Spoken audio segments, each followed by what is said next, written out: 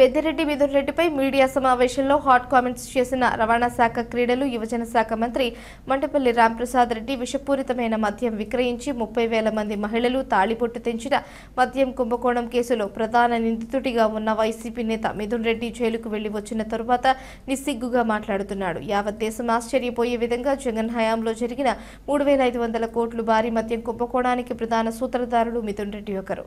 రాష్ట్రంలో గత 15 నెలల నుంచి జరుగుతున్న పరిణామాల పట్ల మీకు అందరికీ చెప్పాల్సిన అవసరం లేదు. ముఖ్యంగా గడిచిన 5 సంవత్సరాల్లో సుమారుగా 30,000 మంది ప్రాణాలు బలిగొన్న అక్రమ మద్యం కేసులో అరెస్ట్ అయ్యి 70 రోజులు జైల్లో ఊచలు లెక్కబెట్టి బెయిల్ పైన బయటకు వచ్చిన ప్రస్తుత రాజంపేట ఎంపీ పెద్దిరెడ్డి మిథున్ రెడ్డి గారి గురించి నేను చెప్తున్నా. ఈరోజు ఏ కోర్టు ఆయన నిర్దోషి అని చెప్పి ఎక్కడా వైట్ పేపర్ ఇవ్వలేదు. కేవలము చట్టంలో ఉన్న కొన్ని లొసుకులను అడ్డం పెట్టుకొని ఈరోజు బెయిల్ తెచ్చుకోవడం జరిగింది. ముఖ్యంగా పెద్దిరెడ్డి మిథున్ రెడ్డి గారికి అలాగే వారి తండ్రి పెద్దిరెడ్డి రామచంద్రారెడ్డి గారికి నేను సవాల్ విసురుతున్నా.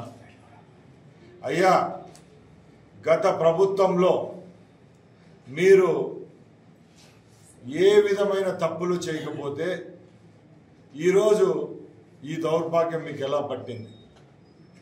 ఆ రోజు ఒక సూడో ముఖ్యమంత్రిగా వ్యవహరించి యావత్ ఆంధ్ర రాష్ట్రంలో మద్యం సిండికేట్ను మద్యం సిండికేట్ అంటే మద్యం వ్యాపారస్తులు తయారు చేసే డిస్టిలరీస్ బ్రేవరీస్ను మీ ఆధీనంలో పెట్టుకొని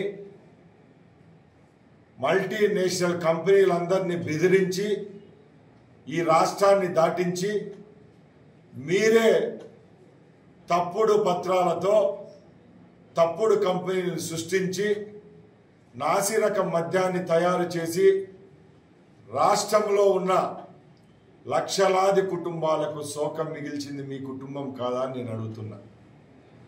ఆ రోజు జగన్మోహన్ రెడ్డికి కుడుభుజంగా వ్యవహరించి కొన్ని వేల ప్రాణాలు బలిగొన్నారు.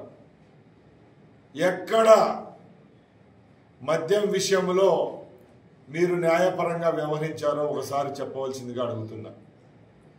మీ కంపెనీల్లో తయారైన మద్యం తాగి వేలాది మంది మరణించారు. ముఖ్యంగా పాత్రికా మిత్రులకు నేను ఒకటి చెప్పదలుచుకున్నా. ఆనాడు 5 సంవత్సరాల్లో రాష్ట్రంలో ఉన్న పేషెంట్లు ఎవరన్నా పొరుగు రాష్ట్రాలకు వెళ్ళి కార్పొరేట్ హాస్పిటల్లో చికిత్స పొందుకుంటా ఉంటే ఆ రోజు హాస్పిటల్లో డాక్టర్లు కూడా అడిగేవాళ్ళు, అయ్యా మీరు ఏ రాష్ట్రం నుంచి వచ్చారు?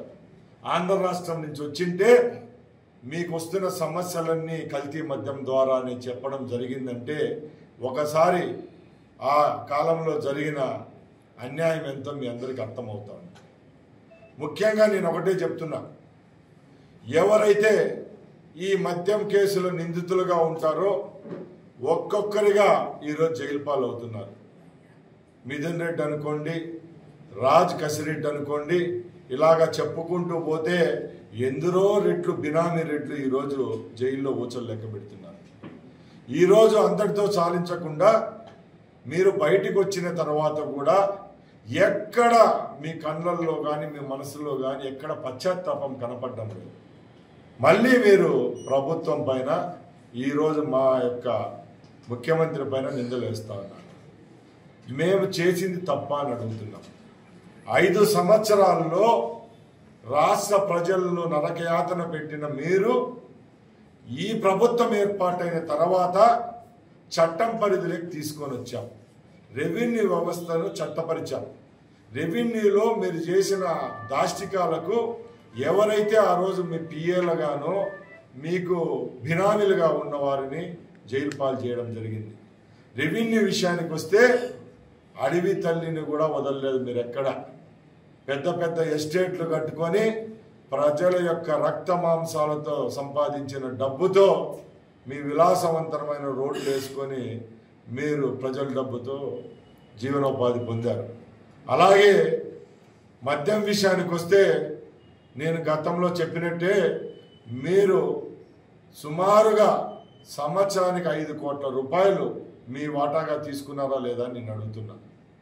అలాగే సుమారు 22 కంపెనీలు బినామీ కంపెనీలు మీ ఆధీనంలో ఉన్నావా లేదా అని అడుగుతున్నా. ఆదాన్ డిస్టిలరీస్ అనేది ఒక సంస్థ, మీ ప్రభుత్వంలో ఏర్పాటైన సంస్థ. దాని ద్వారా మీకు ముడుపులు చెల్లింపబడ్డాయా లేదా అని మీకు సూటిగా అడుగుతున్నా. ఇలాగా మీరు చేసిన తప్పులు అన్నీ ఇన్ని కావు.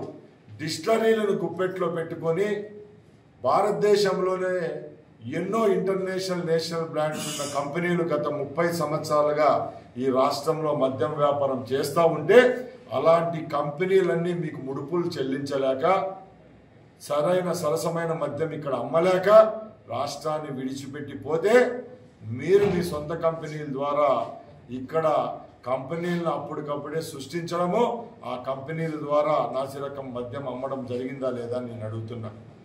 అలాగే ముఖ్యంగా నేను మిథున్ రెడ్డి కుటుంబానికి నేను ఒకటే అడుగుతున్నా. ముఖ్యంగా మీరు ఏదైతే అన్యాయంగా సంపాదించిన డబ్బులను మీ బినామీ కంపెనీ పిఎల్ఆర్ ఇన్ఫ్రాస్ట్రక్చర్ అనేది ఏదైతే ఉందో మీ తాతగారి పేరుతో నడుస్తున్న మీ సొంత కంపెనీ, ఆ కంపెనీలో మీరు షెల్ కంపెనీల ద్వారా ఈ అక్రమంగా సంపాదించిన డబ్బులను విదేశీ పెట్టుబడులు అలాగే ఇక్కడ రాష్ట్రంలో ఉన్న షెల్ కంపెనీల ద్వారా మీరు ఆ కంపెనీలకు పంపు చేయడం జరిగిందా లేదని మీకు సూటి ప్రశ్న అడుగుతున్నా. అలాగే పెద్దిరెడ్డి కుటుంబం జగన్మోహన్ రెడ్డికి చెంచాగా వ్యవహరించింది లేదా అని నేను అడుగుతున్నా. నేను ఒక్కటే ఈ పత్రికా ముఖంగా నేను సవాల్ విసురుతున్నా. ఇన్ని లక్షల మంది ప్రాణాలు బలిగొన్న మీకు 70 రోజుల యొక్క జైలు జీవితం సరిపోతుందా అని నేను సూటిగా ప్రశ్నిస్తున్నా. మాకు చట్టాలపై న్యాయంపై నమ్మకం ఉంది కాబట్టి తప్పకుండా ఈ ప్రభుత్వం ద్వారా పోరాడుతాం. రేపు రాబోయే కాలంలో కూడా ఈ జైలు జీతం మీకు సరిపోదు. తప్పకుండా ఇన్ని వేలాది కోట్ల డబ్బులు ప్రజల యొక్క డబ్బును బొక్కిన మీకు ఇంకా శిక్ష విధించే చాలా ఉందని తెలియజేసుకుంటున్నా. అలాగే ముఖ్యంగా జగన్మోహన్ రెడ్డి సర్కారుకు తెలుగుదేశం పార్టీ తరపున మేము ఒకటే అడుగుతున్నాం.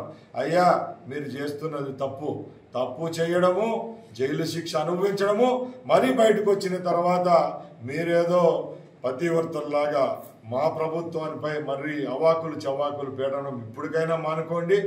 మా ప్రభుత్వ లక్ష్యం ఒకటే. గతంలో ఎవరైతే పేద ప్రజల యొక్క జీవితాలతో ఆడుకున్నారో వాళ్ళందరికీ తగిన గుణపాఠం చెప్పే కాలం ఆసన్నమైంది. ఇప్పుడు వాళ్ళ పనిలోనే ఈ ప్రభుత్వము న్యాయస్థానాలు ఉన్నాయని తెలియజేసుకుంటూ ముఖ్యంగా పెద్దిరెడ్డి మిథున్ రెడ్డి గారికి మేము ఒకటే పలుకుతున్నాం. ఈరోజు మీరు బయటకు వచ్చినంత మాత్రాన మీరు నిర్దోషి కారు. ఇది కేవలం బెయిల్ పైన మీరు రావడం జరిగింది.